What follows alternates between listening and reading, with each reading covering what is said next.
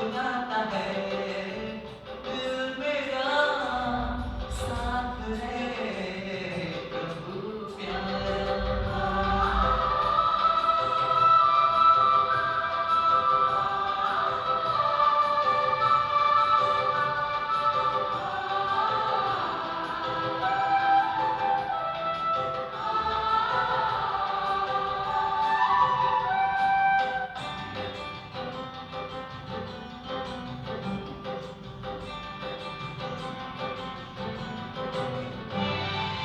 भाग्य की लकीर खींच ली अपने ही हाथों से, अपने ही हाथों से युगों के गम भर लिए अपनी मीठी बातों से, अपनी मीठी बातों से दिल की बात दिल से बोले पाके उसका सहारा। कितना हूँ मैं खुश नसीब कहता है जग सारा। गुनगुनाता है दिल मेरा साथ है प्रभु प्यारा।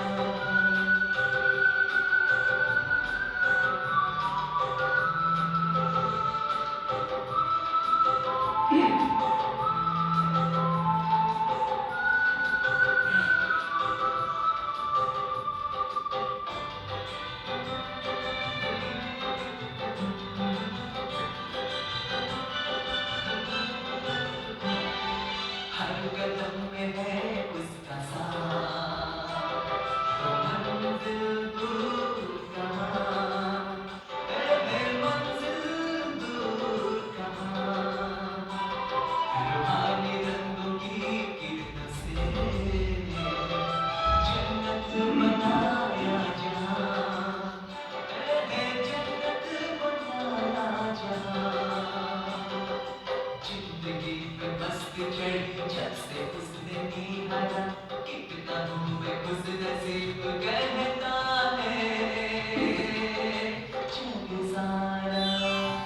गुनगुनाता है दिल मेरा साथ है प्रभु प्यारा।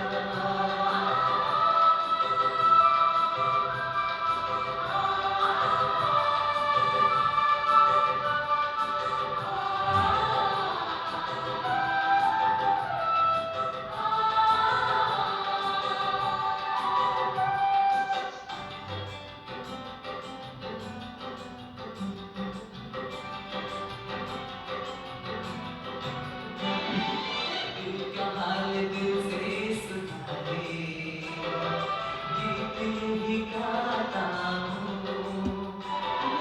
गीत यही गाता हूँ।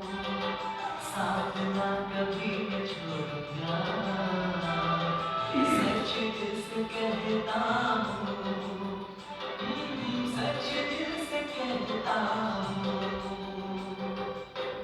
सहारा हो मेरा मुश्किलों से उभरा। कितना हूँ मैं खुश नसीब कहता है जग सारा।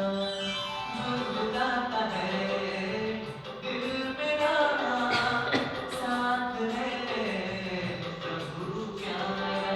गुनगुनाता है दिल मेरा साथ है प्रभु प्यारा। कितना हूँ मैं खुश नसीब कहता है जग सारा। कितना हूँ मैं खुश नसीब कहता है जग सारा।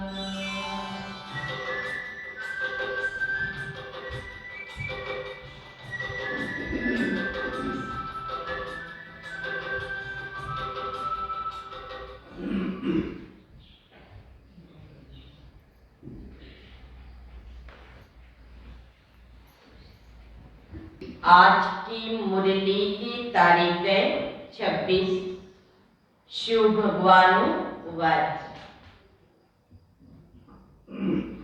मीठे बच्चे रोज अमृत बेले ज्ञान और योग की वास धूप जगाओ तो विकारों रूपी भूत भाग जाएगी। तो बाबा ने एक अच्छा साधन बताया भूतों को भगाने के लिए भी। ऐसे भी किसी के अंदर अगर भूत चला जाता है तो उसके लिए भी वही करते हैं। तो ये 5 भूत भी बड़े खतरनाक है। तो इसलिए आज बाबा ने कहा कि ज्ञान और योग की वास धूप जलाओ। जितना ज्ञान और योग होता रहेगा तो यह विकार भी भागते जाएंगे भी। प्रश्न है, कौन सी एक भूल अनेक भूतों को अंदर में प्रवेश कर देती है? ऐसी कौन सी एक भूल आज बाबा ने कहा जो अनेक भूतों को अंदर में प्रवेश कर देती है? तो बाबा का जवाब है, मैं आत्मा हूं।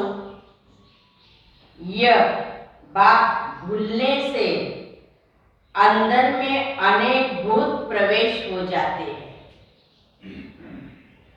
देह अभिमान का भूत सबसे बड़ा है जिनके पीछे सब आ जाते हैं।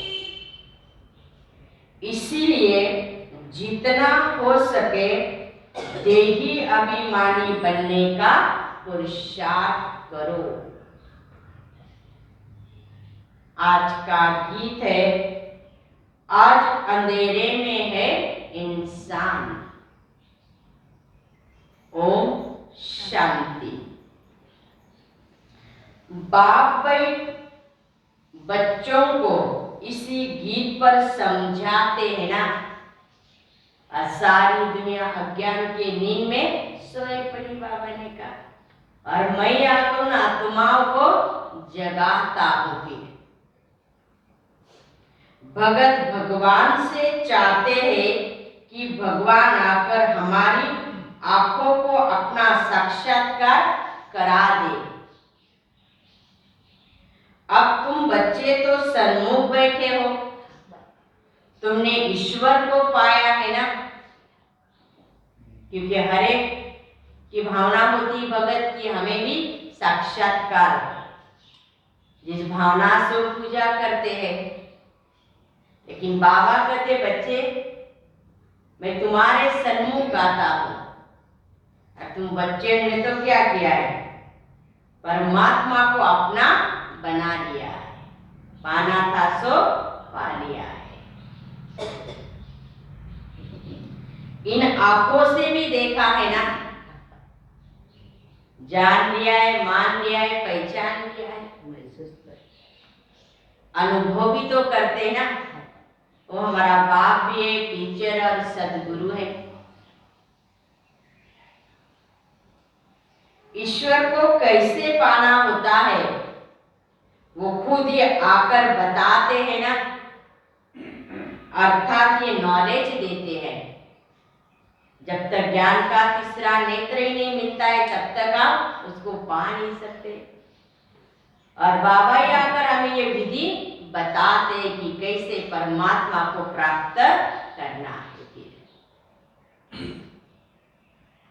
समझाते इस तन द्वारा, तुम सब आत्माएं भी हो, इस तन द्वारा अपना अपना पाठ बजाती हो ना। बिगर शरीर का कोई पाठ तो बजा न सके, तो पाठ बजाने के लिए हर एक को यह शरीर का आधार लेना ही पड़ता है, तभी तो पाठ बजाते हैं ना। पाठ आत्मा ही बजाती है शरीर द्वारा। शरीर के नाम भी भिन्न भिन्न रखे जाते हैं ना। आत्मा तो एक ही है। आत्मा खुद कहती है और बाप भी समझाते कि आत्मा 84 जन्म लेती है। आत्मा ही कहती है ना, आत्मा क्या करती है? हम एक शरीर छोड़ दूसरा लेते हैं, यह आत्मा ही करती है। शरीर तो नहीं कहेगा ना, जब तक आत्मा इस शरीर में प्रवेश नहीं करती है तब तक कुछ होता नहीं है। तो करने वाली भी तो सब आत्मा ही है, आत्मा ही कर्म करती है, आत्मा ही चलती है, आत्मा ही बोलती है, आत्मा ही सब कुछ करती है। ये शरीर का आधार लेकर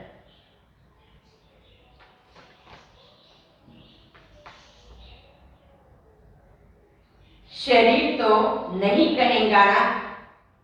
अब तुम बच्चे तो जान गए कि हम आत्मा है न कि शरीर। बाबा कर हमको आत्माभिमानी बनाते हैं। इस शरीर द्वारा आत्मा ही सब कुछ करती है ना। शरीर के अंदर आत्मा करती है।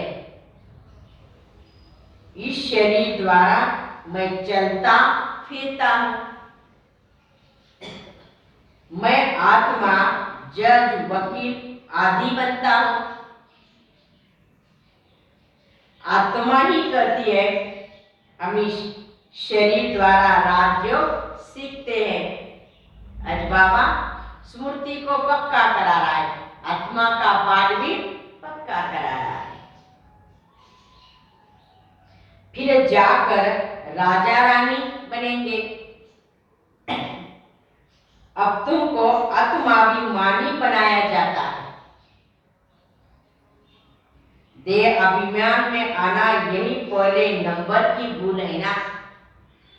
ये सबसे बड़ी जड़ है बाबा ने कहा। और यही बाबा में रोज सिखाते कि खुद को आत्मा समझो, ये देह को भूलते जाओ। और देहाभिमान तो दिखाई देता है बाबा ने कहा, आपके सोचने में, चलने में, बोलने में, देखने में काका आपको अभिमान है। बाबा कभी कभी कहते हैं देह का अभिमान भी क्यों रखते हो, ये तो चमड़ा है ना। तो इसको भूलते जाओ। जब तक ये देह को नहीं भूलेंगे बाबा ने कहा, तब तक आप आत्मा भी नहीं समझ सकते हैं और परमात्मा बाप को भी यथार्थ याद नहीं कर सकते हैं। जिससे फिर और भी भूले होती है। देह याद आए तो सब बातें याद आती है, फलाना ऐसा है, फलानी वैसी है। और जब आत्मा को देखेंगे, आत्मा है परमात्मा की संतान है, तो कोई बात याद आती नहीं बाबा ने कहा। और इसलिए तो बाबा इन बातों पर इतना जोर क्यों देता है कि आत्मा समझो।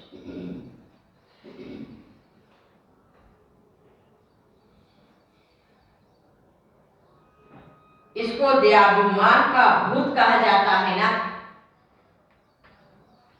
हर एक मनुष्य में 5 भूत जरूर है। और इसलिए परसों बाबा ने वरदान में कहा था, सबसे पहले कौन सी बात का परिवर्तन करना है? मैं आत्मा, न कि दूसरा कौन सा परिवर्तन बाबा ने कहा? अपने संस्कारों का परिवर्तन आप करो। परिवर्तन शक्ति।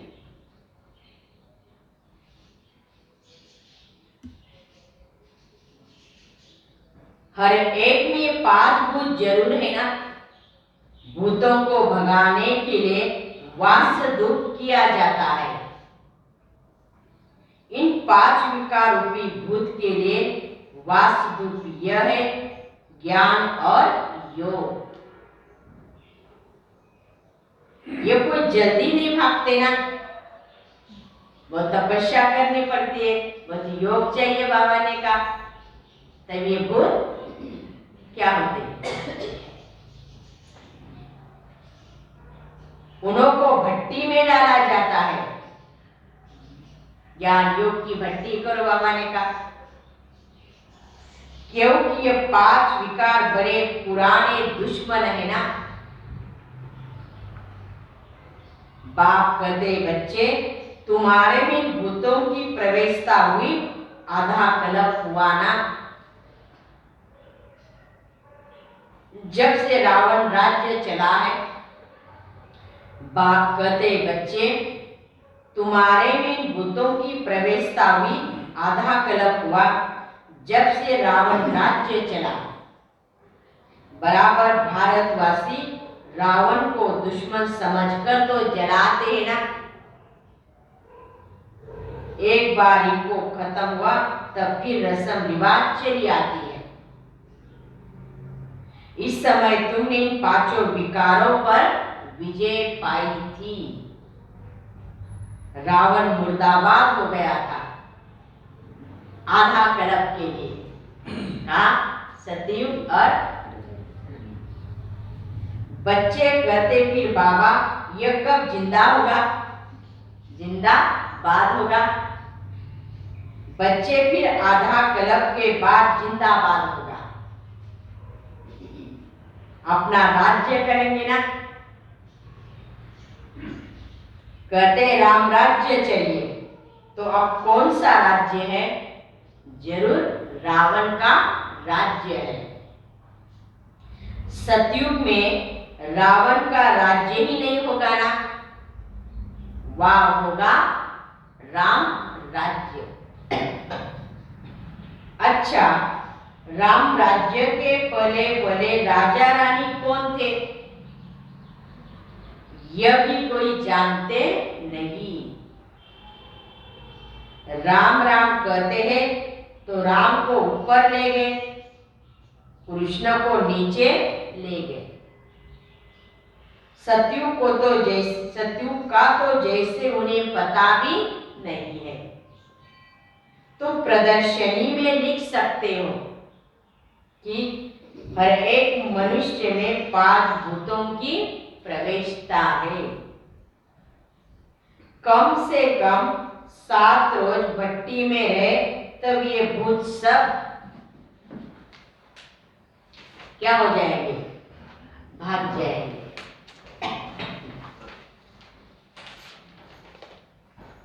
उनको ज्ञान और योग का धूप चाहिए ना,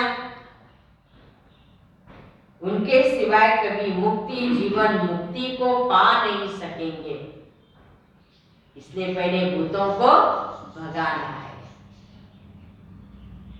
इस ज्ञान और योग का इंजेक्शन एक ही सर्जन के पास है। अब ये ज्ञान आत्मा को मिल रहा है ना।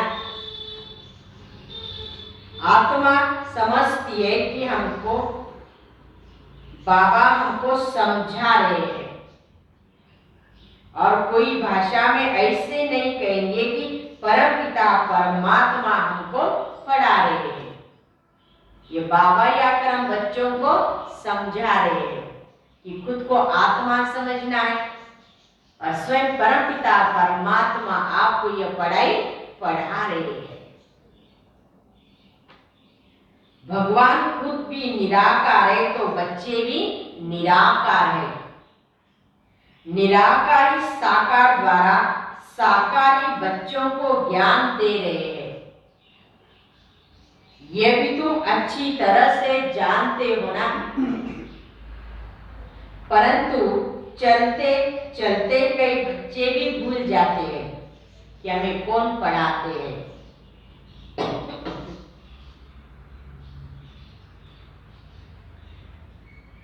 भूलने का भी पोला यह कारण है देहाभिमान का भूत। उनको भगाने का अमृत वेले पुरुषार्थ करना चाहिए। बाबा ने कहा समय बाबा ने दिया है, तो पावरफुल समय बाबा ने कहा उस समय आप भूतों को भगा सकते हो। ज्ञान योग का बल जमा करो आप उस समय, तो सारा दिन ये भूत नहीं आएंगे। अमृत वेले बाप की याद अच्छी रहती है ना। कहते सिमिर सिमिर सुख पाओ। अमृत वेले का भी कायदा है। भगत लोग भी अमृत वेले सिमरन करते हैं ना। तो समय अच्छा है बाबा ने कहा, सतो प्रधान समय, शांति का समय। मन बुद्धि भी देखो उस समय क्या होती है। राम सिमिरे प्रभात मन मोरे। आत्मा बुद्धि को कहती है कि राम को सिमिरो। भक्ति मार्ग में तो ऐसे टोटके बना देते हैं ना, वो कोई रॉयल्टी में नहीं है। समझते नहीं कि काम भी भूत है। तुम लिख सकते हो, सब में ये 5 भूत है। पहला नंबर है देह अभिमान, फिर सेकंड नंबर है यह काम मां शत्रु है। परसों भी बाबा ने कहा ना, कल या परसों का ये काम क्या है और ये क्रोध क्या है। आगे स्कूल में भी पढ़ाते थे कि तुम आत्मा हो, ये शरीर 5 तत्व का बना हुआ है। आत्मा अविनाशी है, शरीर विनाशी है। अब तो ये पढ़ाई आदि कुछ नहीं है। अब तुम बच्चों को पूरा पूरा परिचय दिया जाता है। प्रेसिडेंट को जरूर प्रेसिडेंट कहेंगे, प्राइम मिनिस्टर को जरूर प्राइम मिनिस्टर कहेंगे। दोनों के एक अपनी अपनी है ना। वैसे परमपिता परमात्मा और फिर त्रिमूर्ति, उनकी भी एक अपनी अपनी है ना। परमात्मा की अलग है, ब्रह्मा विष्णु शंकर की अलग है। शिव को कहा जाता है पतित पावन। वो ब्रह्मा द्वारा पतितों को पावन बनाते, उनकी ये ड्यूटी है। परमात्मा की भी ये ड्यूटी की सभी आत्माओं को पावन बनाते हैं। अब ये बड़े से बड़ा है शिव। शिव बाबा कब जन्म मरण में नहीं आते हैं ना, बाकी ब्रह्मा द्वारा सर्विस करते हैं। शिव बाबा है एवर प्योर। ब्रह्मा विष्णु पुनर्जन्म में आते हैं। शिव बाबा तो करण करावन हार है।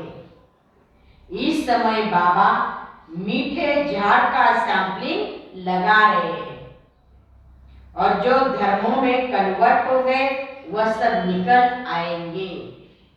बाबा ने कहा समय अनुसार सबको आना ही, भले कोई और धर्म में कन्वर्ट हो गए, जो आदि सनातन देवी देवता धर्म का होगा वो भी आएगा। बाबा ने कहा तो ये इतनी समझानी नया कोई जल्दी समझ न सके।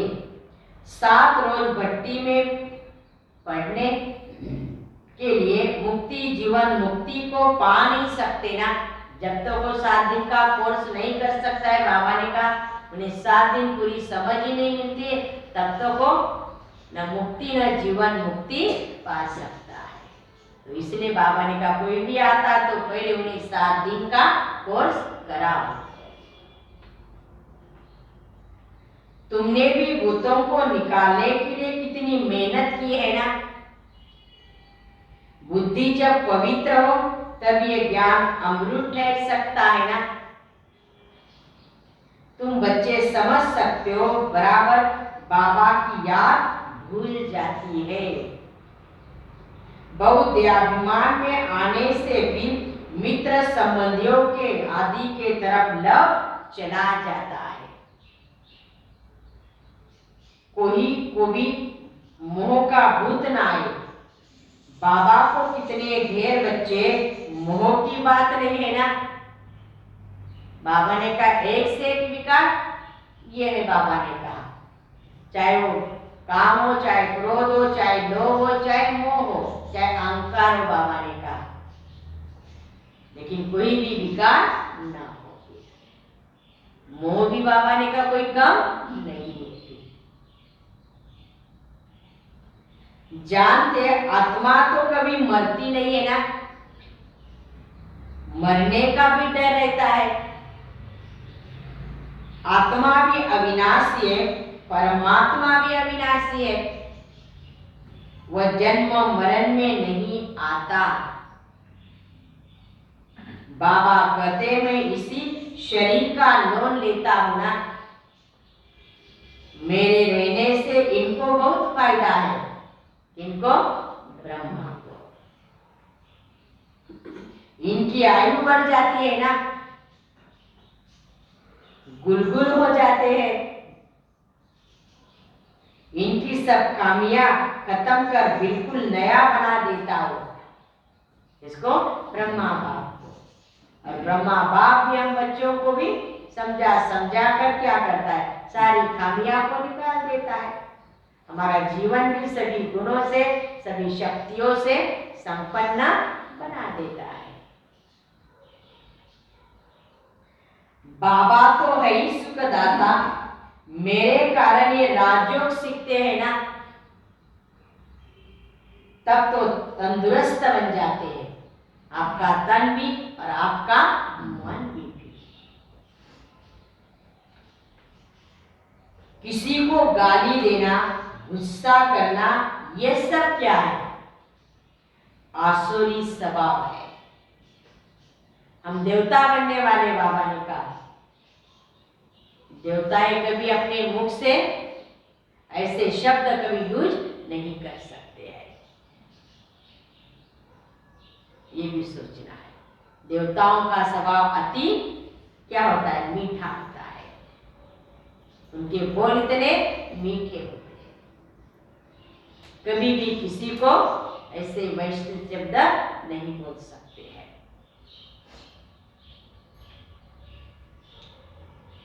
सतयुग में गाली आदि भी तो नहीं होती है ना, वह सब सतो प्रधान है, देवता है।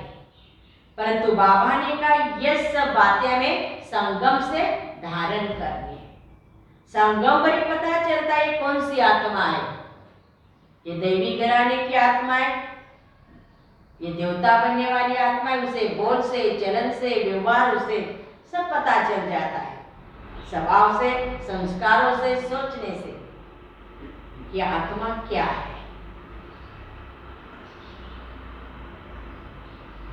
नाम ही कितना फर्स्ट क्लास है ना, हेवन, वैकुंठ, पैराडाइज।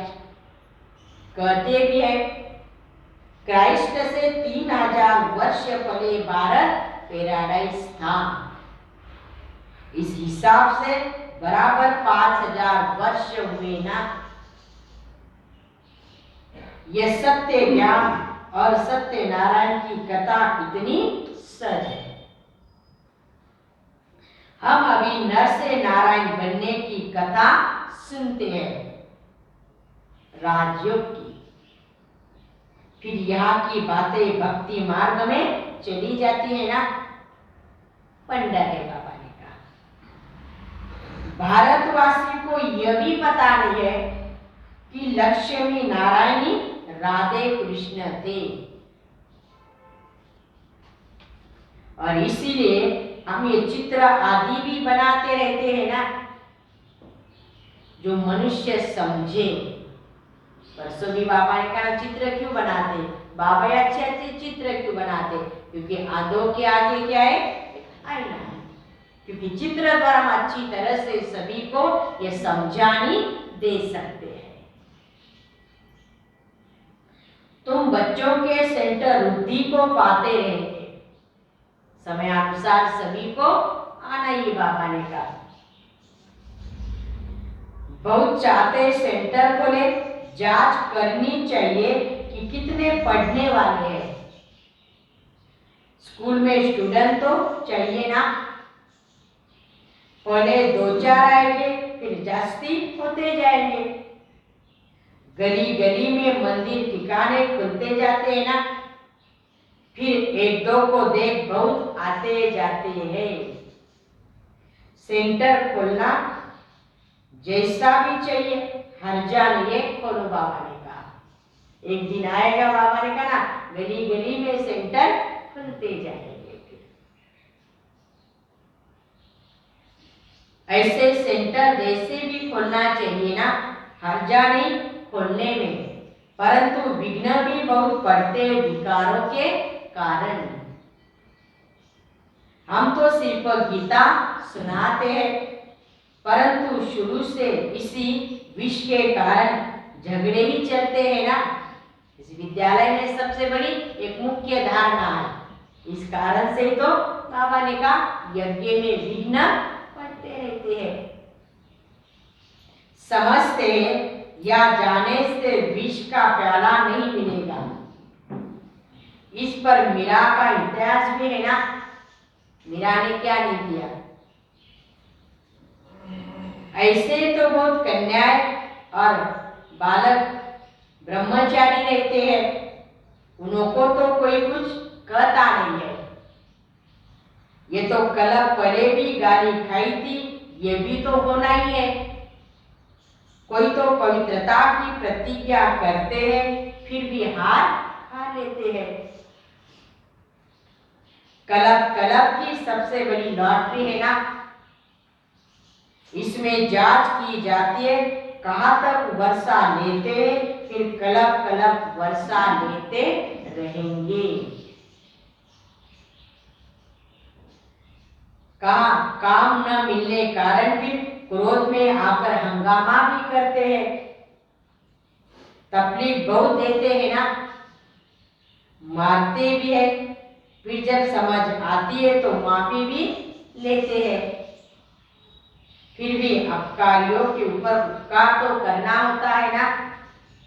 धारणा के कारण बहुत कुछ सहन करना भी पड़ता है। बाबा ने कहा जब उन बातों को उन्हें समझ मिल जाती है कि क्या प्राप्ति होने वाली है, तो बाबा ने कहा फिर वो क्या करते हैं, माफ कर दो हमको, हमने आपको बहुत तकलीफ दिया है। कहेंगे अच्छा फिर पुरुषार्थ करो, अपकारियों पर उपकार कर उठाना बेहतर है ना। सभी के प्रति भावना रखो। बाबा ने कहा रहीम दिल तो बनना होता है, पले पले मेहनत है आत्माभिमानी बनने की, कि मैं कौन हूं, आत्मा। यह मेहनत करो। बाबा ने कहा दे अभिमान होने से बाप को भूल जाते, फिर भूले होती रहेगी। हर एक की चलन से पता तो चल जाता है ना। मुख से हमेशा रत्न निकालने चाहिए, पत्थर नहीं, क्योंकि हम कौन है, रूप बसंत है, तो सदैव रत्न निकालो। बाबा ने कहा आगे पत्थर निकालते थे, अब रत्न निकालने चाहिए, क्योंकि अभी समझ मिली है ना, अभी ब्राह्मण बने हम, कर्मों की हुई गति का भी बाबा ने ज्ञान दिया हुआ है। तुम्हारा नाम ही है रूप बसंत, बाप भी रूप बसंत है ना, तो बच्चे भी क्या है, रूप बसंत। ज्ञान का सागर है, तो उनका रूपी ज्योतिर्लिंग दिखाया हुआ है, परंतु वो स्टार है ना, पूजा के लिए बड़ा रूप दिखाया जाता है, देखा जाता है परमात्मा स्टार ज्योति बिंदु स्वरूप, परंतु भक्तों के लिए वो बड़ा बनाया है पूजा के लिए। जैसे बाबा ज्योति बिंदु स्वरूप है, वैसे हम बच्चों का भी वही स्वरूप है बाबा ने। और इसलिए आज बाबा ने कहा बच्चे सबसे बड़ी बात है आपको इस बात की मेहनत करनी कि मैं कौन हूँ, आत्मा हूँ, आत्मा। और ये प्रैक्टिस हो जाएगी। बाबा ने कहा अभ्यास तुम्हारा पक्का हो जाएगा, तो हमारे से कोई भूल नहीं हो सकती। इस बात पर हम बच्चों को बहुत अटेंशन देना है। अच्छा, मीठे मीठे सिकिलरे बच्चों प्रति माता पिता बाप दादा का याद प्यार और गुड मॉर्निंग। रूहानी बाप की रूहानी बच्चों को नमस्ते। हम रूहानी बच्चों की रूहानी बाप दादा को याद प्यार और नमस्ते नमस्ते नमस्ते। ओम शांति। शुक्रिया बाबा, थैंक्स।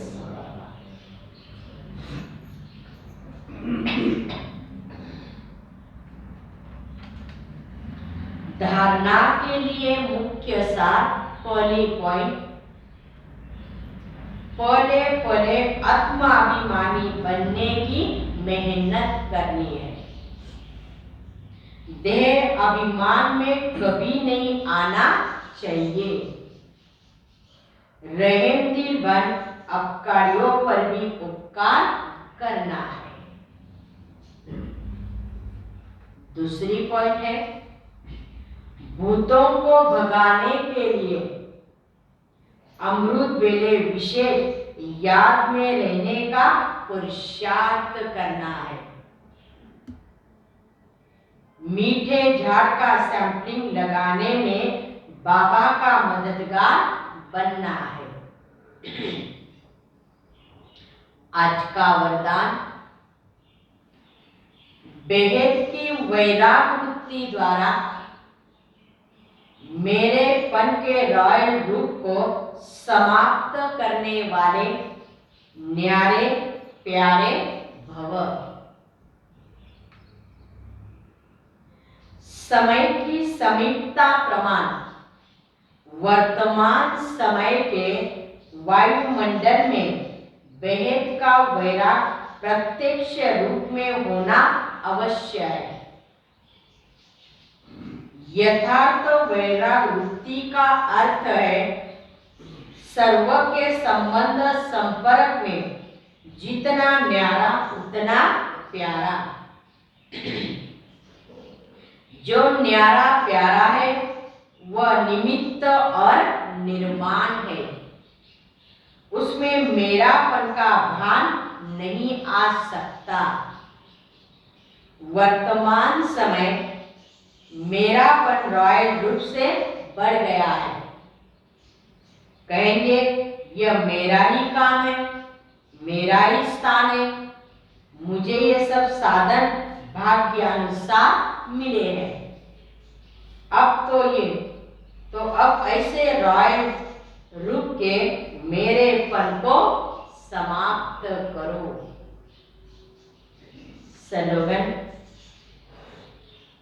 पर चिंतन के प्रभाव से मुक्त होना है तो, पर चिंतन के प्रभाव से मुक्त होना है तो सुबह चिंतन करो और सुबह चिंतक बनो। सुबह चिंतन करो और सुबह चिंतक बनो।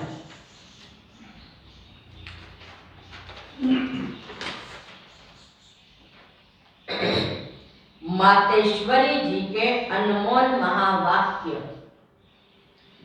ब्राह्मण कुल का छोटा सा संसार।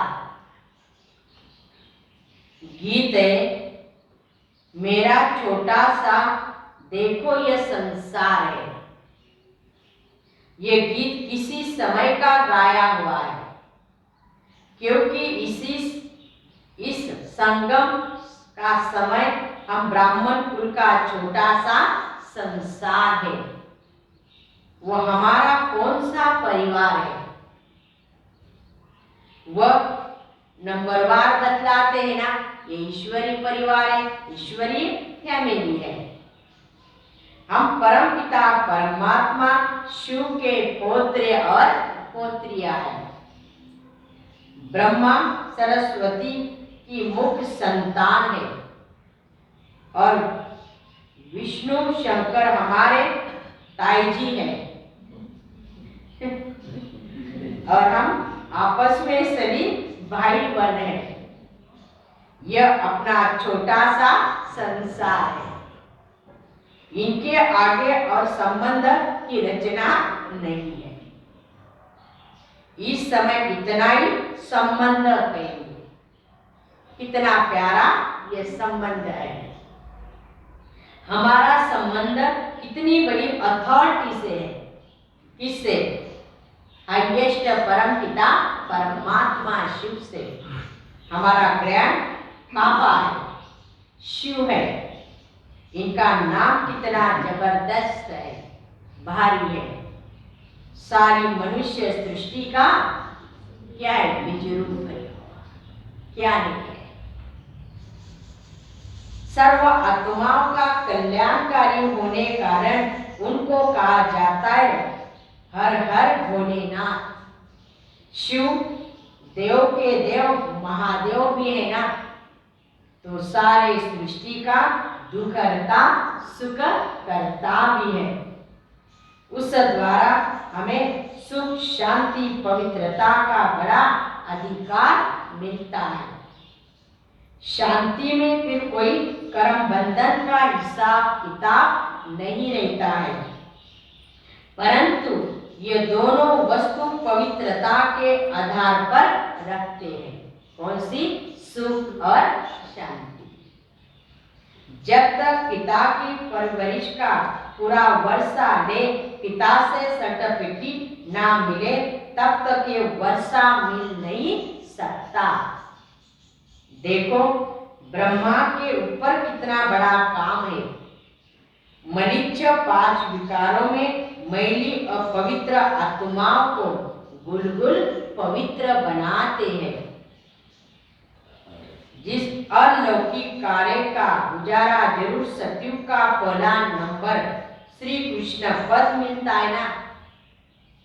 अब देखो उस पिता के साथ तुम्हारा कितना श्रेष्ठ संबंध है और कितना तुम उसे प्यार से याद करते हो, वो देखना चाहिए। कितनी बड़ी भारी प्राप्ति है। परमात्मा से हमारे कितने श्रेष्ठ प्यार के संबंध, स्नेह के संबंध है। संबंध के आधार से ही तो प्राप्ति होती। बाबा ने कहा, तो आज बाबा ने कहा देखो ये कितना बड़ा उजरा मिलता है, एक नहीं लेकिन 21 जन्मों का। तो कितना बेफिक्र और खुश होना चाहिए आपने। परमात्मा ही हमारा है, सब कुछ है हमारे लिए। कितना खुश होना चाहिए बाबा ने कहा, और बेफिक्र। अब हर एक अपने दिल से पूछे, हम उनके पुनर्वृत्ति से हो चुके हैं। तो बाबा ने कहा अपने आप दिल से पूछो, दिल दर्पण में देखो। ऐसे परमात्मा पिता के हम पूर्ण तरीके से हो चुके हैं। उसको जाना, माना, पहचाना, उस अनुसार चल रहे, श्रीमत पर चल रहे, उनकी आज्ञाओं पर चल रहे हैं। यह बाबा ने कहा पूछो अपने आप से, वो हमारे लिए क्या नहीं और हम उनके लिए क्या नहीं है, ये सोचो बाबा ने कहा। अच्छा, फिर से रिपीट।